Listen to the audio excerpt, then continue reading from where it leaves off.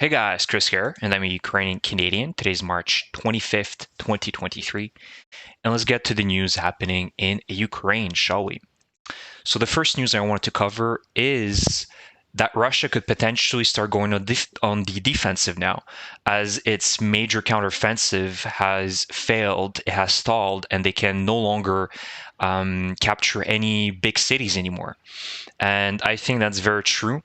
This was Russia's major counteroffensive. If people were expecting them to amass thousands, or if not tens of thousands of soldiers, let's say north of Kiev or, in the south of Ukraine and just storm and be successful at it, that's not the case. They lost the element of surprise last year. And now the Ukrainians know every single move that the Russians are doing. And so it would have been impossible for the Russians to successfully amass this type of army, a large army, somewhere in Ukraine without the Ukrainians not knowing it about it and hitting them preemptively in case, the Russians would decide an attack, whether it be Bakhmut or Svatove or Kremina. So that was their major counteroffensive, as we've seen the early phase or in the early period of this year, somewhere around January, when Gerasimov took over Surovikin. Right, Surovikin was demoted by Putin or Shoigu, and they put back Gerasimov. And so Gerasimov is now the commander in charge of the Russian military. And so he wasted no time on his counteroffensive.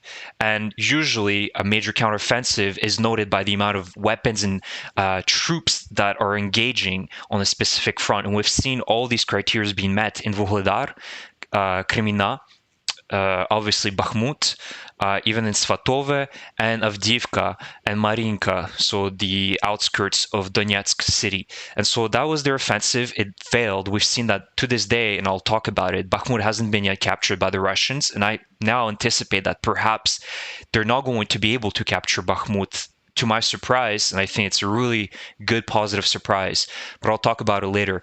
And so now the Russian, military is now switching to a defense mode, which is good news because now they're anticipating that the Ukrainians are going to go on the counteroffensive soon of their own. The payback time from the Ukrainians, the justice time against the Russians.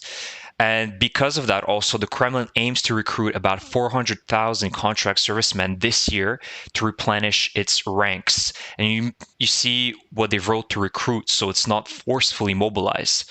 And according to these sources, the ambitious recruiting campaign, whatever ambition they've put behind this campaign, which could be only monetary ambition, would allow the Kremlin to avoid another forced mobilization of reservists as it ramps up the campaign to re-elect President Vladimir Putin later this year. So this is another issue, right? Putin wants to make himself look good towards the Russian people, right? And he does not want to see the same chaos that happened in September when they issued the mobilization, and then you saw close to a million, if not more, Russians fleeing Russia to Georgia, Kazakhstan, all the standing countries in Asia, and some fleeing to Europe or Dubai. And so he does not want to see the same type of reaction from the Russian people. And then you saw how illy prepared they were to equip these mobilized soldiers. And so I think there's a whole issue behind that, but they're trying to, it's a very hopeful message that to recruit, as in 400,000 people would be willing to just, enroll in the army. I seriously doubt that. And I seriously doubt it following all the types of failures that Russia's displayed. So they won't have the choice. If they want an extra 400,000 soldiers, it's going to be forced mobilization. So that kind of puts sticks in the wheels of Putin as well, as he's trying to bring up his popularity level again, especially last couple of months when there's been a lot of criticism on Putin and a lot of doubts that started going around even within the Kremlin, especially with the current issue of the warrant to arrest Putin by the ICC. So now everybody's on the edge, and nobody wants to be in the same, position later on as accomplices to Putin's mischievous and the human rights violations that he's committed. Nobody wants to be in the same position with Putin. So there's a lot of issues going on, but it's very positive in the sense that Ukraine now can go on their counteroffensive. and the Russians just kind of failed in their counteroffensive, right? And so I cannot wait to see what spring and the summer is going to bring, because it's going to be very, very deadly for the Russian army. I think that's going to be the final blow, and we're going to see them collapse. It's going to be a long grind in the beginning, but the Russians just simply don't have enough men at this point committed to to continue fighting this war for a year and a half. I seriously doubt that.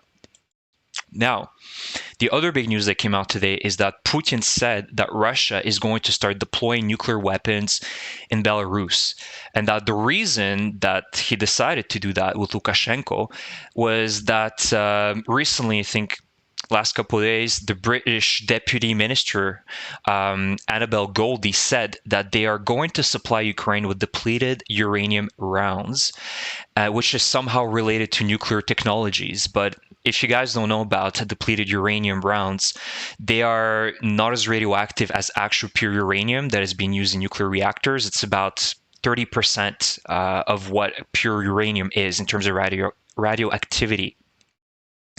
And so essentially why it's being used also is because it's very dense and spirophoric, if I remember the word. Basically, as soon as it contacts oxygen, it turns into fire. And so they're just excellent rounds, whether it be shells or rounds, to just slice through armor, especially tanks. And so this is why Britain decided to give them to the Ukrainian army. But it has no relations to actually giving nuclear weapons. It's literally not the same category. And so much for Russia's argument that NATO is the one expanding its bases and threatening Russia's borders. But Russia just continues to bring its borders closer to NATO, which is kind of the paradox here, right? By essentially doing these types of things in Belarus or, in Georgia, or even threatening the Baltic countries, right? Like, let's not forget, in the Soviet Union, Russia was literally at the edge of Germany, France, all the democratic countries. And now it says that it's the victim here again. And this victim mindset can no longer apply to the Russian people, in my opinion. They don't get to have these excuses 13 months into this war, when literally the ball is in their hands, and all they have to do is just pull out their army and negotiate a peace treaty with the Ukrainian people. But they don't want to do that, and they'll never do that. And we need to come down to a conclusion, which I think most of the West now has come to a conclusion, that Russia is not going to back down, and we need to get rid of this regime and this army as quickly as possible. That's the only viable solution, logical solution at this point. Diplomatic options have been expired at this point. And last thing is really, I think, a positive news coming out from the Belarus people. They've been mostly, quiet, and I understand that, due to really the firm oppressive regime in Belarus. But I see lots of people in Poland, Belarusian people, celebrating the Freedom Day of Belarus. And you can see that there's, thousands of people in the streets of, I believe this is in Warsaw, so the capital of Poland. And, they all believe in the free Belarus without Lukashenko, without, Russia's influence. And so I think it's a very positive note, for me at least, that the Belarus people are not in the same category, at least at this point, than the Russian people. Where have we seen these Russian-led, protests or events where they're kind of trying to do something against this war? And I haven't seen a single event, at least here in Canada, where there was this amount of Russian people from their own accord going out in the streets, trying to help the Ukrainian people, trying to get, a message out against Putin's regime. I haven't seen that. But I'm very happy that the Belarus people are waking up, and hopefully in the next few months, Lukashenko's regime is also going to be toppled, because they're also a liability for our world's democracy and our world peace. Now, I also wanted to take a look, before I finish, at the map situation, specifically into BAKHMUT.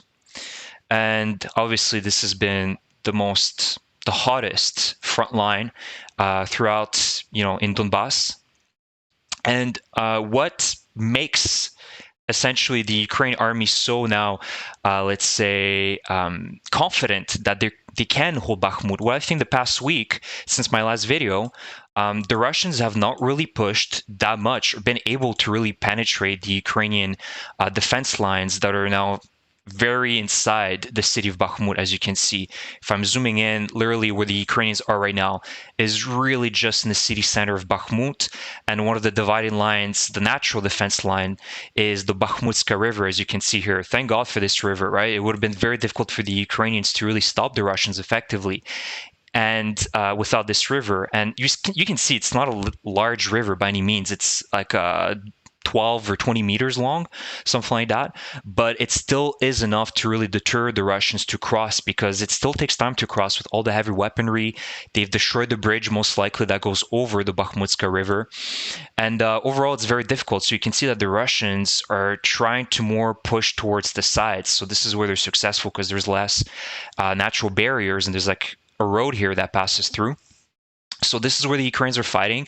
But as you can see, the last couple of days, really nothing has changed on this map, right? There's some back and forth, but the Wagner units, the more elite Wagner units as well, are having difficulty now, and they're becoming exhausted. Every day we keep, seeing more and more news from the Wagner soldiers on Telegram saying that our soldiers are getting exhausted and they're not really getting much done, especially in Bakhmut. And it's very depressive because they put in so many resources to take the city at this point.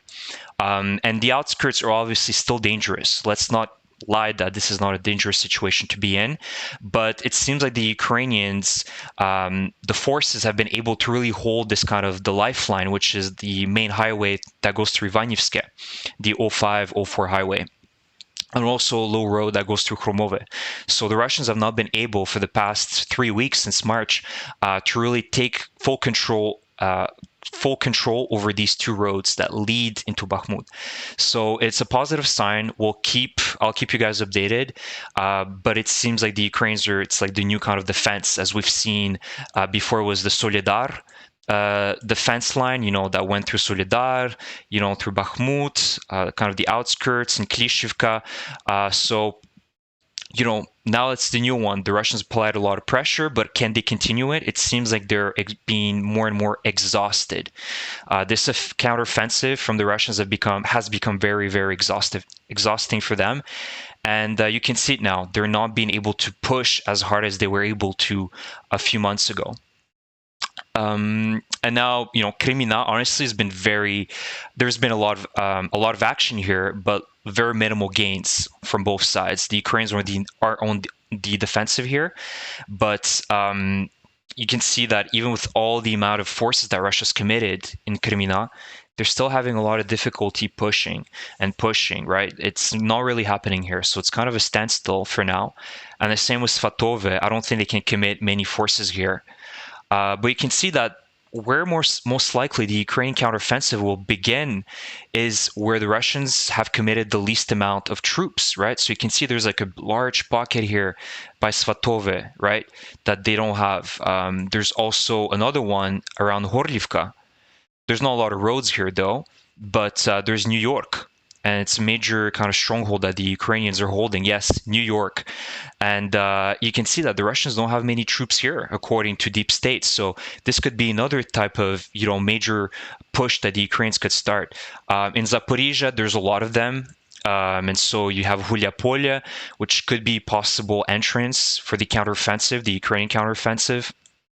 And then obviously here it's much more defended, everything that's around Melitopol. So the Russians know that Melitopol is a prize city for the Ukrainians. So perhaps the Ukrainians would start pushing like this and encircle the Russians from behind, and then try to push out these forces on the right. So kind of a double offensive that goes like this, who knows, to kind of eat away territory little by little, like the Russians were doing in the early phase in Bakhmut. So we'll see, but that's the current map update for you guys. There's a lot of commitment in Marinka, in Bakhmut, in Crimea from the Russians, and they've also put a lot in Vuhledar. But it seems like it's coming to kind of on more of a defensive position now that the Russians are in, mainly due to the fact that they've wasted so many resources for so little. So let me know what you guys think about the map update, about the news with Russia pushing nuclear weapons in Belarus. And yeah, thank you for watching my videos. Please subscribe to my channel if you enjoy my content, and I will see you guys in the next video. Thank you and take care.